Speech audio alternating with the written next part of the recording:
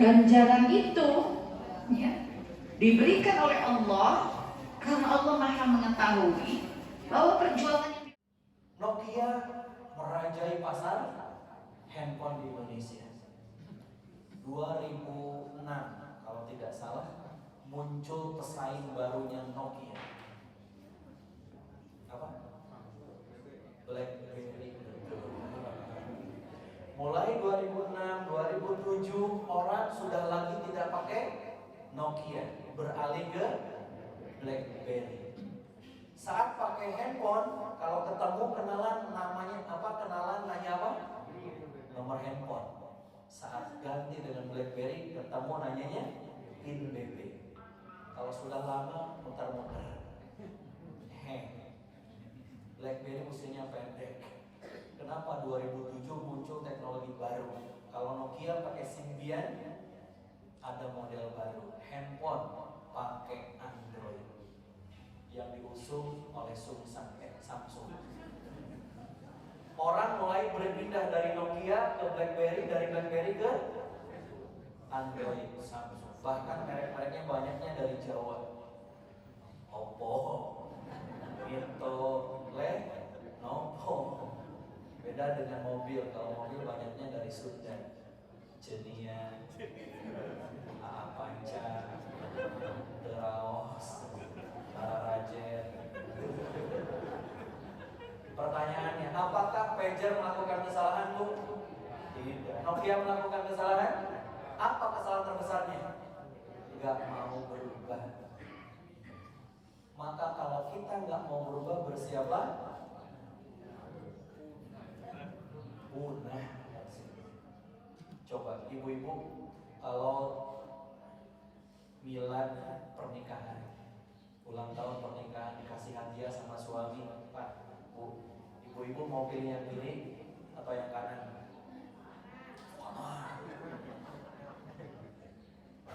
Bapak-bapak kalau ngasih hadiah sama istri, Pak, kiri atau kanan?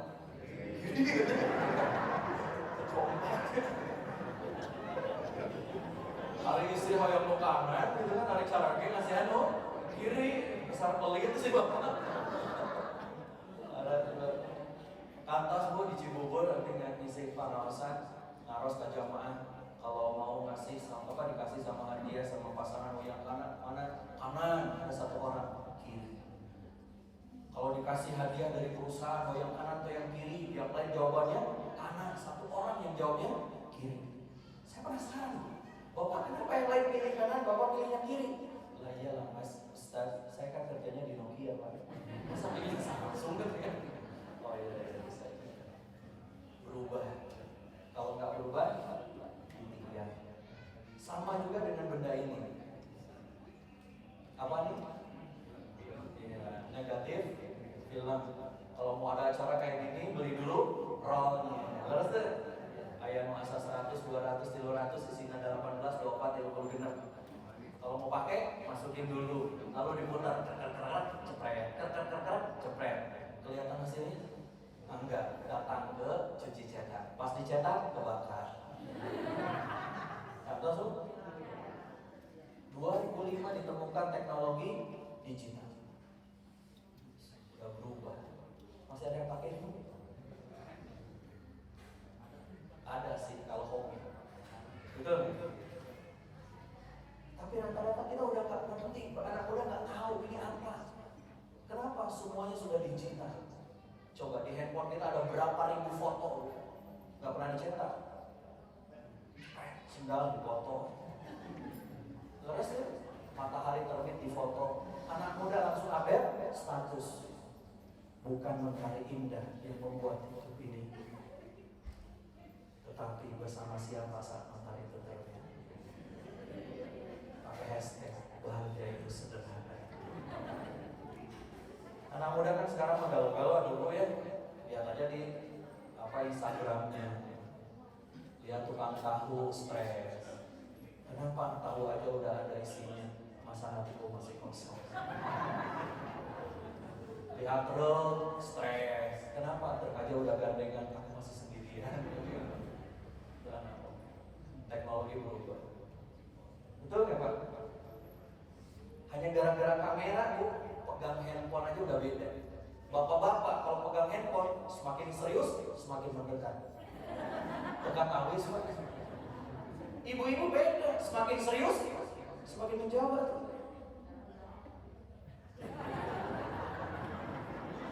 Lantas lah, dikirain lagi ngamerain, Ustaz ini aja. Tapi kenapa senyum-senyum gitu kan? Ternyata selfie gitu. Allah berubah. Hal yang sama juga terjadi dengan bapak-bapak tahun ini. Apa Pak? Ancok tuh. Ini minyak rambut legendaris. Zaman saya SD, ini minyak rambut paling top markotop. Temannya apa? Lavender. Laki-laki penuh derita. Pakai minyak rambut ini Pak, nggak perlu helm, nggak perlu peci. Walaupun kita pakai motor, rambutnya gelimis hitam mengkilat. Tancap. Tapi punya kekurangan. Kenapa? Lengket. Kalau nggak keramas sehari, kerakan. Baunya nggak enak. Bau tancap. Zaman berubah, muncul barang baru, produk baru, lebih ramah, harum, gak lengket, lebih encer. Namanya Breeze. Saat itu saya SD, ulah berganti ke Breeze, anak Breeze. Tapi ada kekurangannya. Apa itu kekurangannya? Kalau keringetan, hujan, luntur umumnya. Ada yang biru, ada yang putih, ya kan? Berubah lagi, Gatsby bentuknya jelly. Begitu seterusnya. Produk gak mau berubah, ditinggal. Handphone gak mau berubah, ditinggal. Laras? Apapun di dunia ini kalau gak mau berubah, siap saja tertinggal. Begitu juga dengan benda yang bernama. Ini kesalahan kita. Kan beli odol, padahal Pepsodent. Dan odol mah merek pasta gigi kan nggak bisa bersaing, punah. Cuma karena sudah duluan namanya tetap diingat. Aman, pang benerkan sanyo di rumah.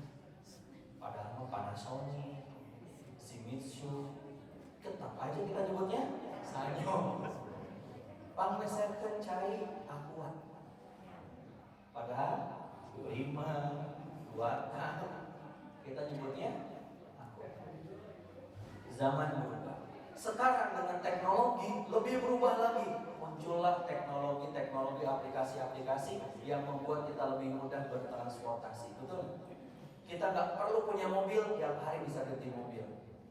Nggak perlu punya sopir, tiap hari ganti-ganti sopir. Lalu teknologi berubah. Pangkalan ojek tutup sekarang, diganti. Mau apa coba? Mau makan pakai GoFood. Bersih-bersih rumah, GoClean. Aduh, pegang-pegang nih, Go. Mau pindahan nggak perlu ribet, Box. Hujan mau kemana-mana pakai motor mah tuh kehujanan pakai macet di Bandung mah kamu Sabtu Minggu Gojek. Kita nggak punya website, nggak punya blog ada. Itulah perubahan. Pandemi hari ini pun memaksa kita berubah. Anak-anak kita nggak kebayang tuh belajar di rumah pakai Zoom. Betul? Atasannya seragam, bawahnya kolor. Bisa pengajian di rumah, pengajian dari rumah, rapat dari rumah, dirubah semua. Pertanyaannya bagaimana dengan kita? Kalau benda-benda di sini di dunia ini sudah berubahnya luar biasa, teknologi sudah berubahnya luar biasa, kitanya berubah. Jangan-jangan kita mau kieu-kieu ya tiba-tiba nggak berubah. Ayo berubah sebagaimana nama masjid ini, Al-Muhajirin. Maknanya apa? Muhajirin itu yang berubah. Karena hijrah maknanya adalah berubah, berpindah. Dan hijrah itu bukan ikut-ikutan. Sekarang ini kan kadang orang itu latah ya. Yang lain pakai kerudung, saya juga pakai kerudung. Yang lain ninggalin riba, saya juga nggak pakai riba. Yang lain pengajian, kan kita pun ikut pengajian. Enggak, hijrah itu kewajiban. Dan pertanyaannya, berarti kalau begitu, kalau kita nggak hijrah siap-siap,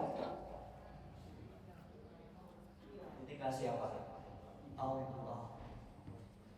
Ditinggal manusia bisa cari lagi, kan betul? Betul nggak Pak?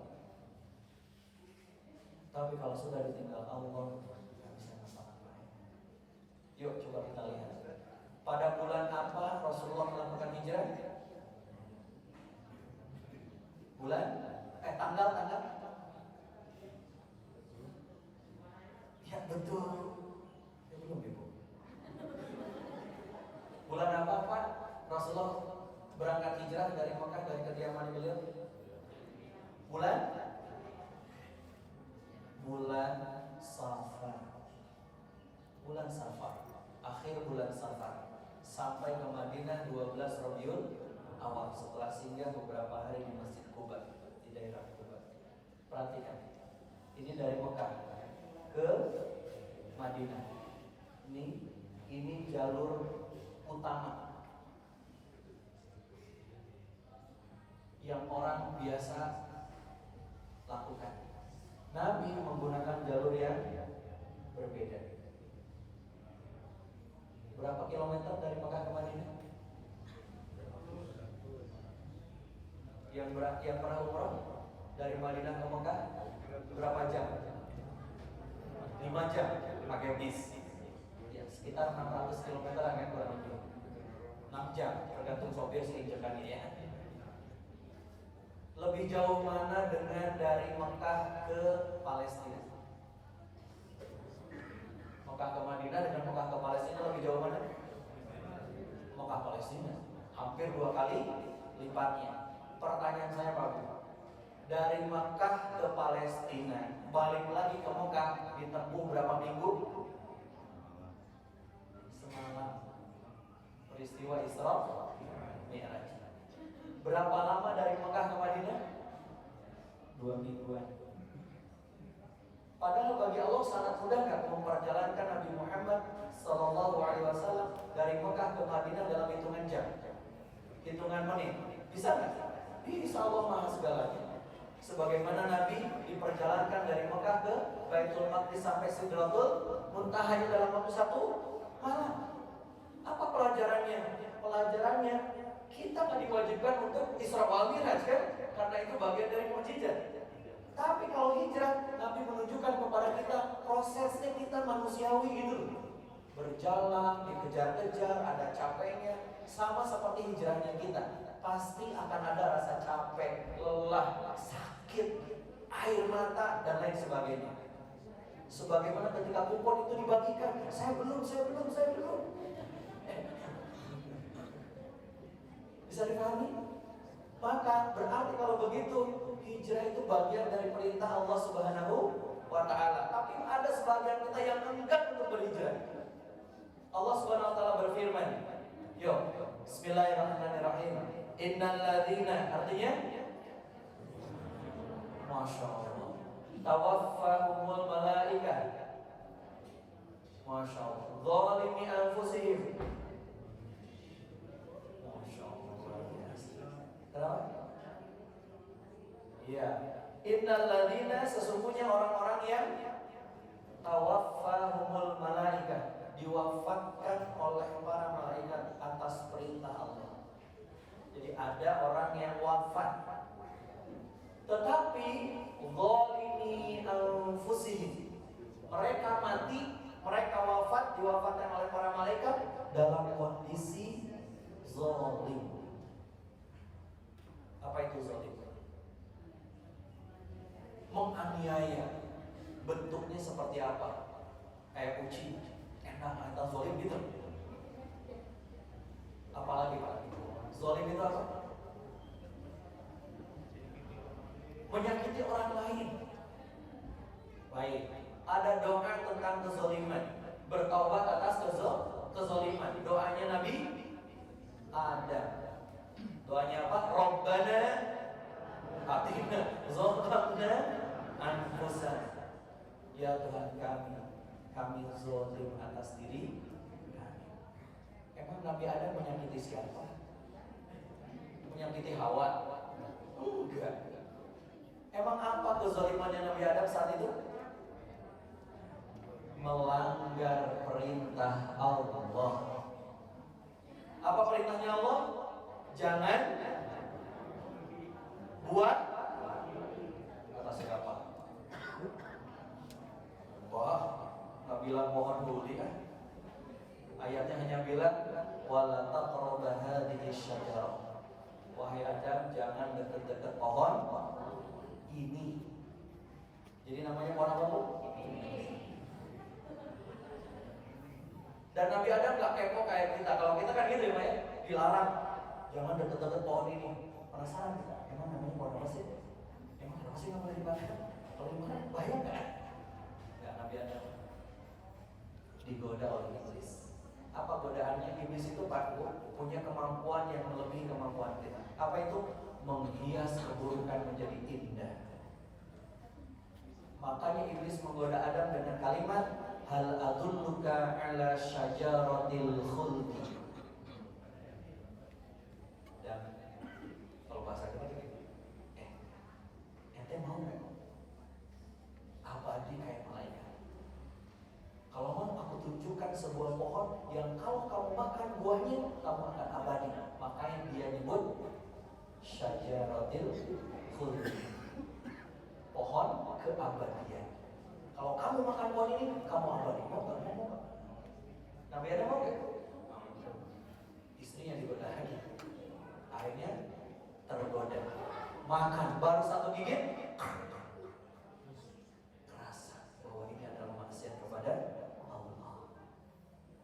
Jadi kezalimannya Nabi Adam makan buah. Jadi kalau begitu zalim itu apa? Makan buah.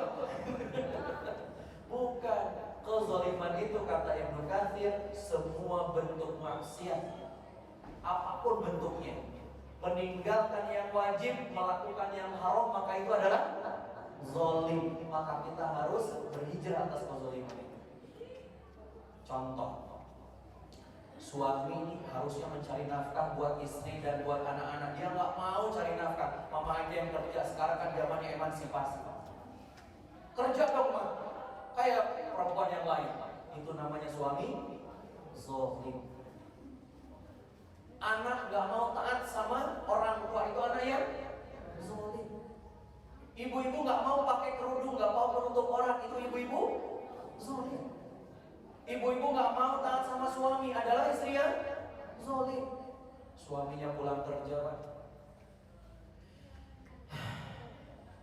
Mah, bikinin kopi, Mah. Kata suami. Kata istri, Papa, suami itu kopi itu mengandung kafein, nggak bagus buat lambung kamu.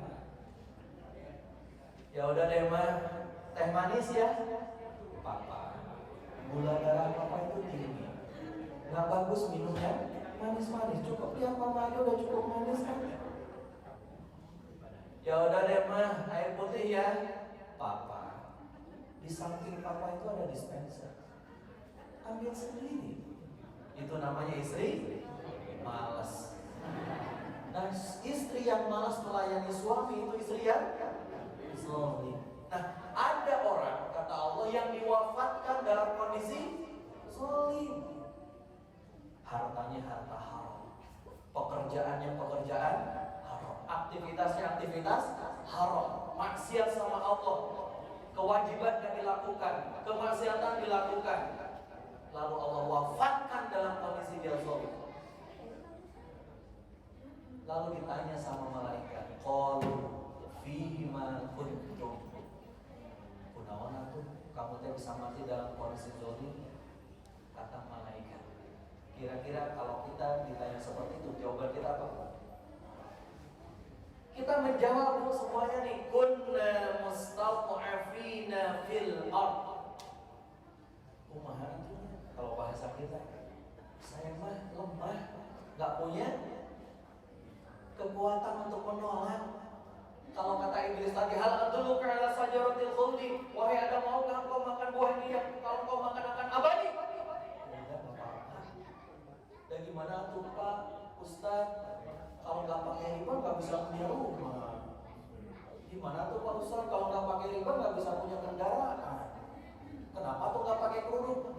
Ustaz, kalau pakai kerudung kerja saya nanti dipecat. Saya kan lemah Ustaz. Kira-kira kalau ada orang kayak ini menjawabnya seperti itu di hadapan malaikat, dibalas lagi sama malaikat. Qalu, kata malaikat, alam takun Allahi wasi'ah.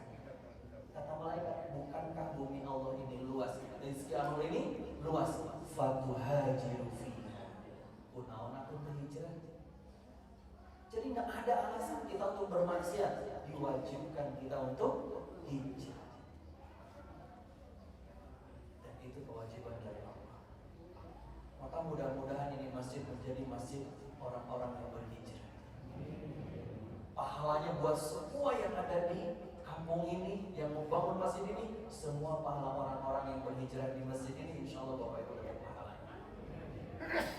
Bahkan kata Ibnu Athaillah, bagaimana mungkin kau mendapatkan hal yang luar biasa sementara kau belum mengubah kebiasaan buruk? Berhijrah. Gak bisa gak berhijrah. Jadi kalau sekarang itu banyak artis-artis hijrah, bukan hanya sekedar ikut-ikutan, mereka paham ya Ustaz benar. Diuji gak sama Allah? Diuji. Kemarin ngobrol sama Mas Ari Untung. Mas, beneran tuh ada berita ramai, Ari Untung dan keluarga mengalami kesulitan finansial pasca hijrah. Kata beliau, betul. Setelah saya hijrah, finansial saya terganggu. Kenapa? Yang haram sudah gak ada. Tapi insya Allah kalau yang baik-baik, yang halal masih ada. Jadi krisis finansial yang haram. Yang haram enggak Ustaz, alhamdulillah malah nambah. Doakan mudah-mudahan banyak lagi saudara-saudara kita yang terus setiap hari berhijrah, amin ya rabbal alamin. Dan hijrah yang paling berat hijrah apa? Melakukan kebaikan atau meninggalkan kemaksiatan? Meninggalkan kemaksiatan. Maka kata Rasulullah, wal muhajiru, siapa yang berhijrah itu? Orang muhajir itu man hajara ma nahallahu anhu, yaitu orang-orang yang menghijrahi, meninggalkan apa-apa nahallahu anhu, yang Allah larang atas diri. Jadi meninggalkan kebiasaan buruk itu lebih berat daripada melakukan kebaikan. Bapak-bapak beda dengan ibu-ibu. Bapak itu senangnya menyendiri, betul nggak? Ya kan? Main sendiri, main handphone sendiri di rumah, baca buku sendiri. Beda dengan ibu-ibu. Kalau ibu-ibu senangnya ngumpul, betul kan? Betul. Senang ngumpul, pengajian, arisan, majelis taklim, salawatan. Kenapa? Karena ibu-ibu senang mengumpulkan informasi.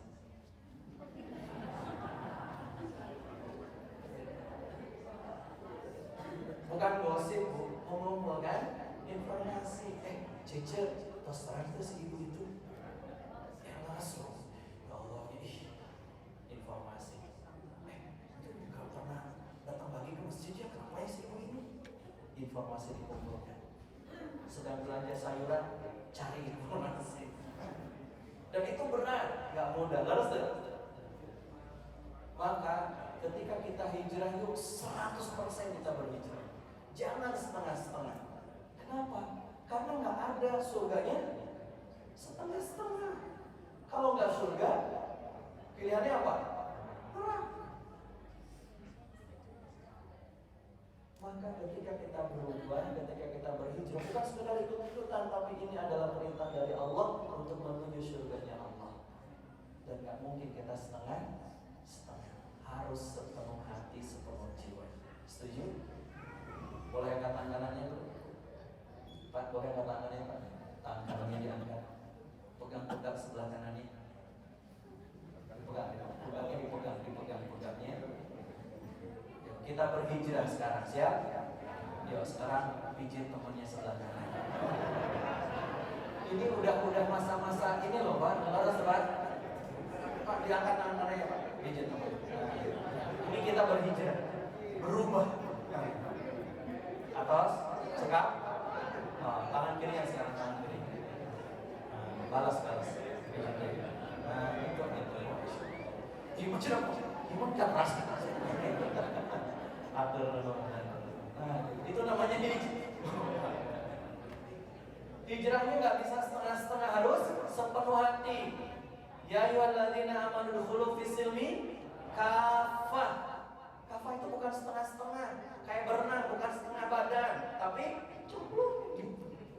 Berislam juga begitu, nggak bisa pilih-pilih sehingga prasmanan. Ayo pada suka.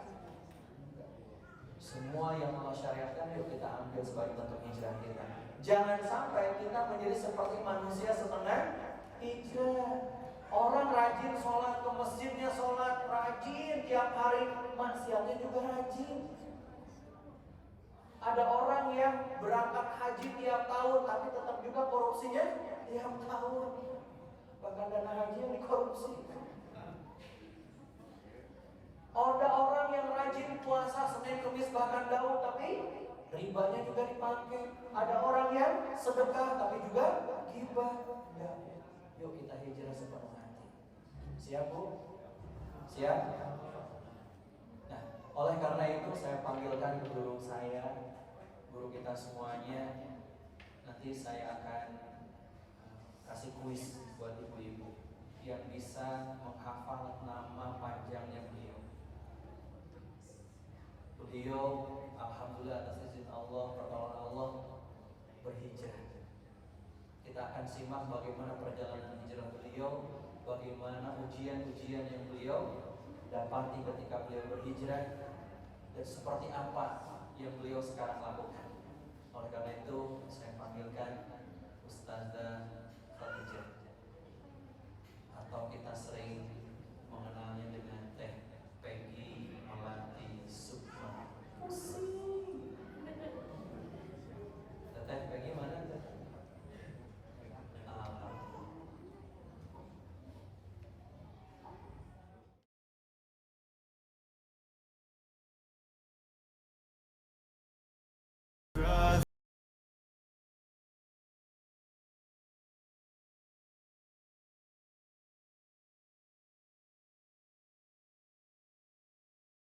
She said she